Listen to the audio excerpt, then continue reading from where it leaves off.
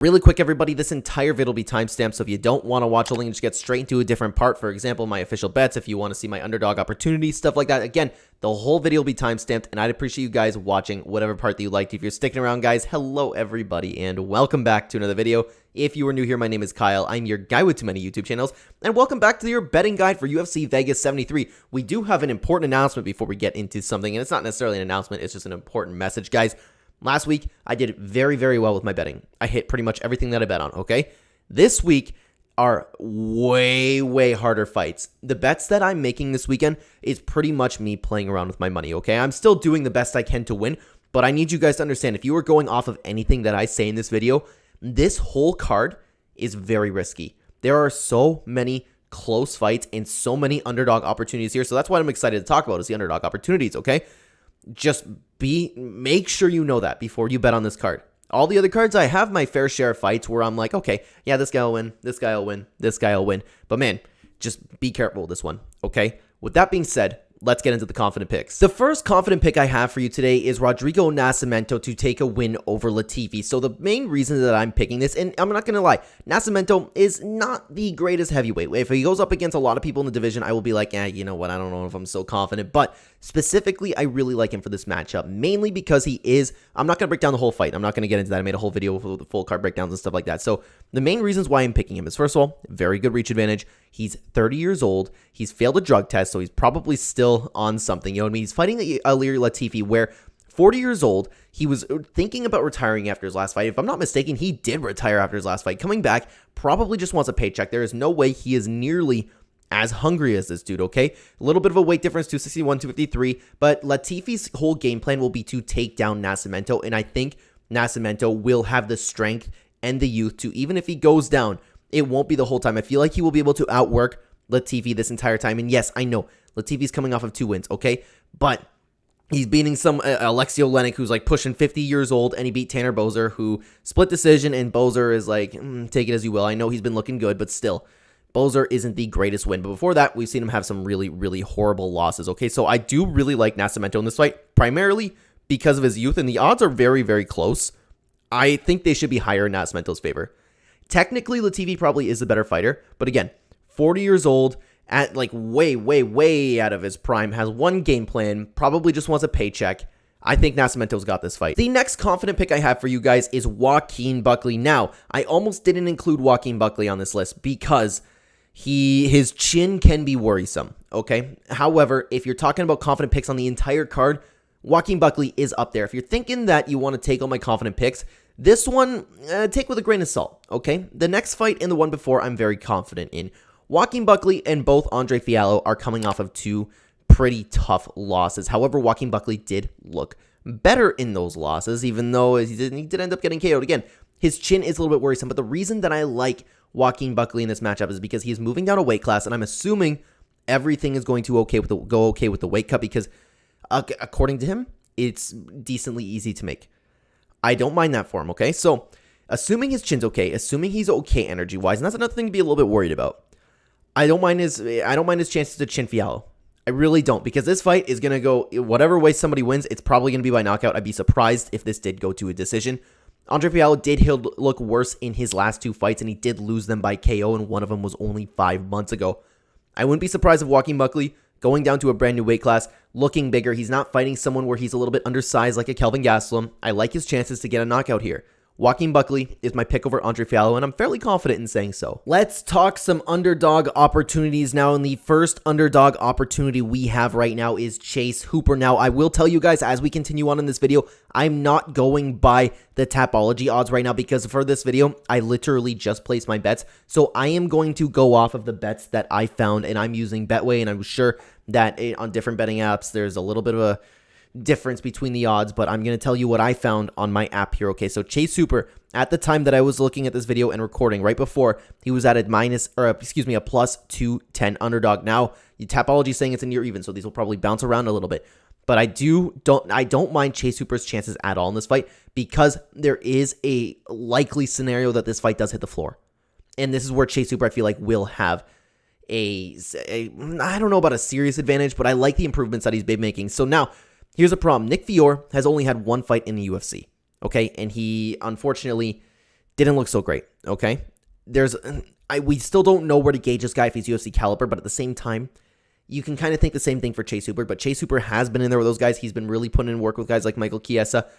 Apparently, and Chase Hooper also is going to a brand new weight class where he won't be nearly as drained, because apparently he was killing himself to get to featherweight. So I'm not picking Chase Hooper to win this fight. If you're looking for an underdog opportunity, I really don't mind his chances in here because I caught him at a plus 210 underdog. The next underdog opportunity, and I understand my confident pick is Rodrigo Nascimento, but we're talking opportunities here, okay? There's an opportunity for Latifi to take this fight. At the time of recording this video, he is a plus 250 underdog, so that's very good money. And the reason that I'm bringing this up, I still am very confident that Rodrigo Nascimento will win this fight. If you're looking for, again, underdog opportunities, it's heavyweight. Anything can happen at heavyweight. These guys can knock each other out. I will mention, though, that Latifi isn't known for his KO power, and this is one of the reasons that I'm picking against him, okay? I'm just talking opportunities here. This is not one that I believe you should take. However, if Latifi were to win this fight, there is a world where it's a non-action fight, and he takes Nascimento down for 3 rounds and holds him there. A slow decision. If you even want to go to bet Latifi by decision, it's probably even more. So again, I don't like betting on Latifi one little bit in this fight. However, there is a world where his game plan works. Here's an underdog opportunity that I actually really like, and it's Vanessa Demopoulos. At the time of recording this video, she was a plus 210 underdog. Okay, the reason being, first of all, this is women's MMA, and anything can happen. I believe that Carolina is the better fighter. She's coming off of 2 wins, okay? And the problem is, those 2 wins, not the best wins, okay? Vanessa Demopoulos has so much momentum on her side, and I feel like Carolina is on her way out. She hasn't looked like the same fighter she was when we saw her enter the UFC. She's 37 years old. Vanessa Demopoulos is on a win streak. If you want to take a look at these losses by Carolina, she has lost a fight, and I don't know how much you want to really take this into account. She lost to Jessica Penne, who isn't the best fighter by armbar, and you could see that Vanessa Demopoulos does have an armbar win in her recent times. That's something you can think of if Vanessa Demopoulos can take it to the ground. I don't think that's going to happen. It's tough. It's a very, very close matchup, but again, we're talking about underdog opportunities, and she is a plus 210 underdog right now. She's the younger fighter, and I do believe that if this goes to a decision, we have seen it with Vanessa Demopoulos. If this goes to a decision, the UFC will definitely want to lean her way because she is extremely promotable, and we know the UFC does like her, and Carolina is on her way out. There's no reason for them to give her a decision. They will be all over Vanessa Demopoulos if this fight goes to a decision, and I like the likelihood of that happening. One of my bets that I actually placed has this fight going over 1.5 rounds. However, if you want to just bet money line, I don't mind Demopoulos' chances in this fight. It's a little close, but again, I'm thinking like this is going to go to decision, and they'll want her to win. That's where my head's at with this fight. The next underdog opportunity that I really like here is Michael Johnson. At the time of recording this video, he is a plus 230 underdog. Now, Michael Johnson has a career of he can win any fight and he can lose to any fight. It's a meme with him. He can beat the best fighters, he can lose to the worst fighters. Michael Johnson has been, okay, you can take a look at this Jamie Malarkey fight. It was a split decision. You could argue that Michael Johnson is on a 3-fight win streak right now. He's 36-year-old, on his way out. However, he's fighting Diego Ferreira, who's 38 years old and even more on his way out, and hasn't looked himself in those recent performances. But the problem with that is, take a look at his losses. Beneil Dariush, Gregor Gillespie, Mateusz Gamrot. The entire division loses to those guys, you know what I mean? So it depends if you want to chalk it up. I'm one of the people who believes Diego Ferreira is a very good fighter. Very, very good. And it's unfortunate that he's on a 3-fight losing streak. But I'm kind of still leaning towards Michael Johnson for this pick because no matter what, Michael Johnson just has a way of sometimes winning, and I really like the momentum he's been on. He seems to have found himself a little bit again, and I don't mind his punching power in this fight. If you're looking for an underdog opportunity, Michael Johnson is absolutely an underdog opportunity. And the last underdog opportunity we have for this fight is Angela Hill. Guys, I cannot believe that she is a 250 underdog right now. I cannot believe that. I don't see, like, the problem is Mackenzie Dern's a great grappler. Amazing. But she has no way of getting the fight to the ground. And I was also, and I talked about this in my breakdown, I was so impressed by these 2 wins by Angela Hill. She looks like she's reinvented herself. She looks hungry. Problem is, she's 38 years old, moving into a 5-round fight. That's why I'm like, I don't know so much now, because Mackenzie Dern could find a submission in those last 2 rounds because she's not ready for a 5-round fight. However, I just think she's better. She'll pick Mackenzie Dern apart. Have you seen Mackenzie Dern striking? Not the greatest. I'm talking like, I wanted to throw this in my confident pick section, guys. But anything can happen in women's MMA, and we can see this. But Angela Hill is an absolutely fantastic underdog at plus 250 right now. All right, guys, let's talk lock of the week. The lock of the week this week is absolutely Anthony Hernandez. Now, guys, if you are brand new to the channel, my lock of the week, a lot of people pick an underdog. I'm just picking a fighter that I think is as close to 100% winning that you can get to, and I'm so confident in Anthony Hernandez for this fight right now. The problem is he is sitting at, and I haven't checked up on my app, I apologize, guys, but on Tapology, he's a minus 315 favorite, and I believe that it was somewhere around there when I was looking it up. On paper, this is the absolute worst matchup in the division for Edmen Shahbazyan right now, especially if you're outside of the rankings. Anthony Hernandez is on an absolute tear. He's been looking better each time we see him. He is a fighter that puts on constant pressure.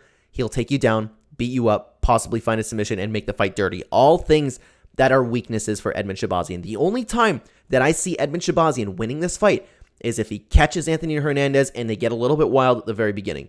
I believe Anthony Hernandez will break Edmen Shahbazyan in this fight, and I think it will look somewhat similar to what we've seen with Derek Brunson the first time that he lost, okay? I like Edmen Shahbazyan. I'm going to be cheering for him in this fight, but Anthony Hernandez is my lock of the week. I like him a lot, but the problem is, if you want to bet on him, you'll have to throw a parlay with something. Now, before we get into my official fights, I want to talk about a couple fights to avoid betting. In this first one, Orion Kosuke versus Gilbert Urbina. This is one of those fights where it's really tough to judge because Kosuke can come in and work his game, possibly get a ground game, but sometimes you have to question his fight IQ. The way he fights sometimes where I'm like, it's worked so far, but eventually he's just going to get into a fight and make a little bit of a mistake, you know what I mean? Gilbert Urbina, he has a spotty record himself, and I'm not so confident in his abilities for the UFC yet. The point is, I'm not saying that he sucks, okay? I'm not saying that at all.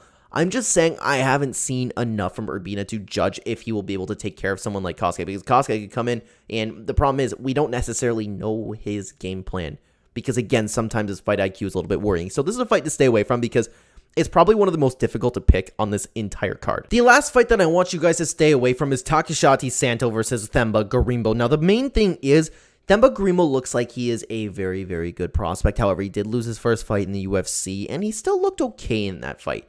You know what I mean? The whole thing with this is Gorimbo is we haven't seen enough of him. Takashi Sato has been in there, and his record, don't judge him by his record because he has taken on very, very, very good opponents, okay? And that's the thing. It's too hard to judge with Gorimbo right now. Is he ready to take on a guy like Takashi Sato? Because Sato is a very underrated fighter. Matchup-wise, I don't even know how they clash. Gorimbo, it has some really good counter-striking, which I could see Sato getting caught with. But again, just haven't seen it. And look at the odds are reflecting on Tapology right now. Minus 110 near even. This is a fight where I don't really know what to pick. So I'm staying away from it completely, and I suggest you guys do the same thing. Now, guys, I will be showing you my official bets for the card, but please, before you go into this is nowhere near as clear as last week, okay? I'm playing around with my money, and most of them are pretty low for bets, okay? So please just understand that while I am still trying to win, I am not overly confident that all of these will hit, if any of them, okay? Again, I just need you to understand that if you're watching this video, this card has so many close fights and so many opportunities for underdogs to take over. So I did my best, but I still will walk you through what I have here. So the first one, I have my two very confident picks. We have Rodrigo Nascimento and Anthony Hernandez. Both of those together at the time that I bet, and I press do not accept odd changes, okay? So this is what I'm getting, and it pretty much doubles my money. The two fights that I'm most confident in, Anthony Hernandez and Rodrigo Nascimento, I parlayed together at $15. I will get 32 back. Next up, this one I'm playing around with, okay? Joaquin Buckley to win by KO, TKO, DQ, or submission at plus 205. I just put $5 on this one, excuse me. So it's, again, like I was talking about with Joaquin Buckley, I feel like if this fight is going to end, or if these two come together, one of the people are going to get knocked out. And I really like Joaquin Buckley to win by knockout in this. So that's why a little $5 bet, not so hyped on that. Next up is a little bit of a fun parlay. So what I did is I have Anthony Hernandez and Rodrigo Nascimento with this fight. And I went against myself in a little bit because I added a little bit, okay? I wanted to add a third leg there, but I wasn't sure because there's so many close fights. And I've been on a long streak of not betting in women's MMA. But I'm looking at this and I'm probably going to get bit in the butt again, man, because there are so many times where they're just ridiculous upsets. However, Natalia Silva is somebody that I put on. Will I end up regretting this? I don't know. But that boosted it up a little bit. So I was like, you know what? Why not? I'm already confident in these fights. Let me add a separate bet with a third leg just for fun. Next up, I kind of like this one. I put over 1.5 rounds on all 3 women's fights. There's no danger in any of these fights except maybe Mackenzie Dern getting a submission, but I feel like Angela Hill is good enough to avoid that. So I put $10 and it's not giving me a lot back, but I still parlayed together over 1.5 rounds on each of the women's fights. Next up, if you guys are new to the channel, something fun my sister and I do every single time is we put 10 cents each on every single underdog. This, you obviously can't see all the underdogs here, but our 20 cents will turn into $6,300. So again, that's just for fun. We like cheering for the underdogs. So what's 10 cents? After that, again, I bet on Rodrigo Nascimento and the Carolina fight versus Demopoulos, going over 1.5 rounds. So I added a little bit to Nascimento in this fight. I like his chances to beat Latifi a lot. After that, I have one more parlay with Rodrigo Nascimento, Carolina to go over 1.5, Joaquin Buckley to win, and then the rest of the 2 women's fights to go over 1.5 rounds. So it's just giving me a little bit more of a return here. Like I said, I'm really playing around this week. And after that, a $2 parlay on some of my confident picks. However, Angela Hill might kill me with this one. And Michael Johnson might kill me with this one. It's not all my confident picks, Michael Johnson can lose to anybody. That's the problem. But for my $2, I like the odds. I get $35 back. So I have Anthony Hernandez, Joaquin Buckley, Rodrigo Nascimento. Oh man, if Rodrigo Nascimento doesn't win, that's going to hurt me bad. After that, $10 on Angela Hill. I think this is fantastic odds for Angela Hill at 250. I like it a lot. And betting on women's MMA is extremely spotty. However, and I'm feeling Angela Hill this weekend. But again, anything can happen with women's MMA. So I went against my better judgment and I bet on a women's fight. However, moving on, I also put $10 on Michael Johnson. Just because, again, I really like Michael Johnson's chances for the odds. So I threw $10 on and I got him at plus 230. I just like it. I'm not so confident that Michael Johnson's going to win. I'm just taking an underdog opportunity in this one. After that, I have Anthony Hernandez and Joaquin Buckley. Took Nascimento out and put a little bit of a separate one that gave me double. So at $10, I get just over $20 back. And with that being said, that is all of my bets for today. I placed a lot, but again, you guys need to understand I'm playing around with this one, okay? I'm just doing my best for the difficult card that we have ahead of us. So if you're going off of any of my bets, be careful with this one, okay? Just be very, very careful with your money. Don't bet a lot. That's all I'm telling you, guys. Thank you so much for watching. If you are new here and enjoyed the content, please consider the like button, help the channel a ton, and subscribe if you are brand new if you want to watch more of the Clenbat channel. On the screen right now, we'll have 2 fantastic videos for you guys. I will see you there, guys. Take care.